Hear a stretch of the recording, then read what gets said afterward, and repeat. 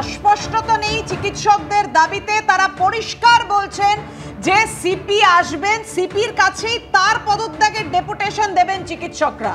স্পষ্ট দাবি রাখছেন তারা। তারা একেবারে তাদের আন্দোলনে অনড়, কোনোভাবেই তাদের টলানো যাবে না, পরিষ্কার করে দিচ্ছেন প্রতি মুহূর্তে। আর এই জায়গায় থেকেই গতকাল আপনারা জানেন সন্দীপ ঘোষকে গ্রেফতার করা হয়। আরজিকর মেডিকেলের প্রাক্তন অধ্যক্ষ, তাকে গ্রেফতার করা হয়েছে আর্থিক দুর্নীতি মামলায়। সে বিষয়ে আমরা কথা বলবো। আমাদের সঙ্গে রয়েছেন আমাদের প্রতিনিধি আবির দত্ত। আবির, এবার কোন পথে তদন্ত এগিয়ে নিয়ে যেতে চাইছেন সিবিআই আধিকারিকরা?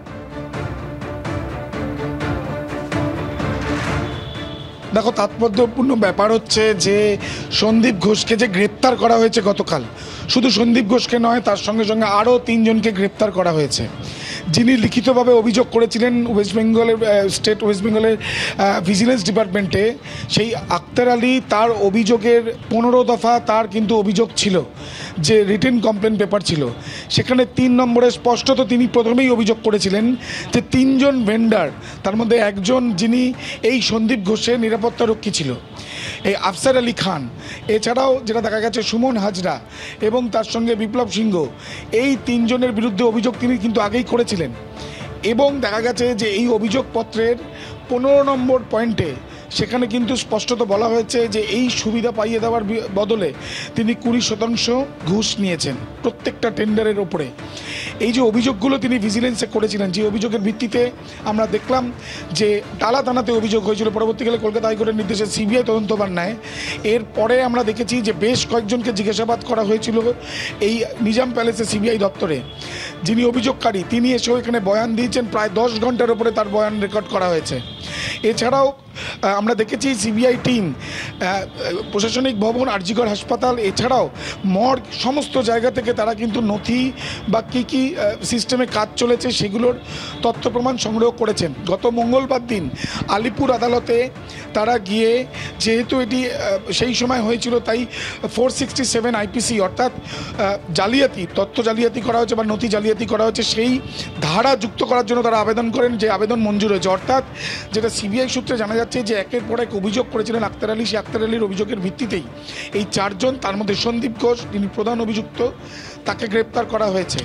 কিন্তু তাদের যে তল্লাশি অভিযান চালিয়েছিল সিবিআই 15টি জায়গায়, এবং তার পরবর্তীকালে আরজিকরে বারংবার তারা গেছেন এই দুর্নীতির মামলা তদন্তে, সেখানে গিয়ে তারা কিন্তু যে কাগজ পেয়েছেন বা যে নথি পেয়েছেন সেখানে জালিয়াতির সন্দেহ তারা করছেন, এবং সেই জন্য তারা এই ধারাও যুক্ত করেছিলেন।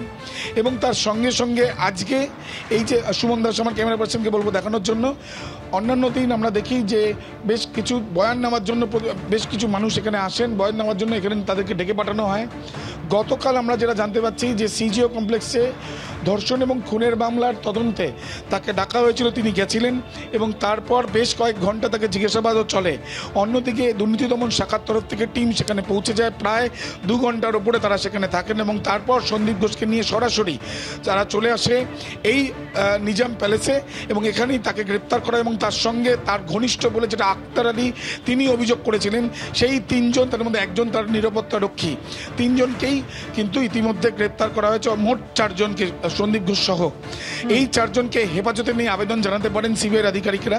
আজকে আলিপুর জাজেস কোর্টে তাদেরকে তোলা হবে, তার আগে তাদেরকে মেডিকেল পরীক্ষা করারও সম্ভাবনা রয়েছে। গতকাল আমরা দেখেছি রাত্রিবেলা বিআর সিং হাসপাতাল থেকে চিকিৎসকদের নিয়ে আসা হয়েছিল, এবং তারপরে তারা এখানে মেডিকেল পরীক্ষা করে তারা চলে গিয়েছেন।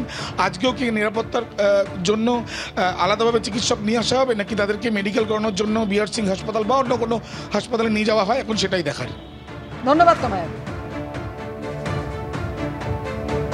আরজিকর হাসপাতালে তরুণী চিকিৎসকের মৃতদেহ উদ্ধারের পর থেকেই বারবার প্রশ্নের মুখে পড়ে সন্দীপ ঘোষের ভূমিকা।